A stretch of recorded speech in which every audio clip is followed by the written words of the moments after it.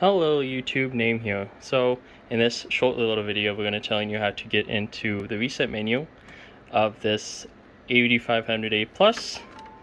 The model is A910G, and this will work for all 8900A models. That includes the regular one, and I think there's a Plus Pro edition as well.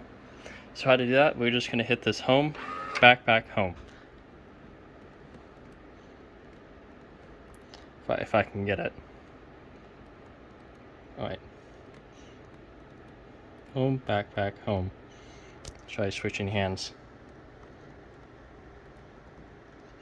If I can.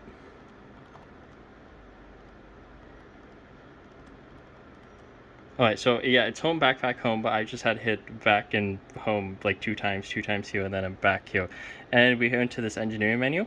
Here you can do a bunch of stuff, but we want to do service menu, and then go over to reset, and then go over to semi-full reset, and then we're going to click OK, and then we're going to wait for it to shut off, and then we can turn it back on. Now this next option, OOBO, stands for out of box experience reset.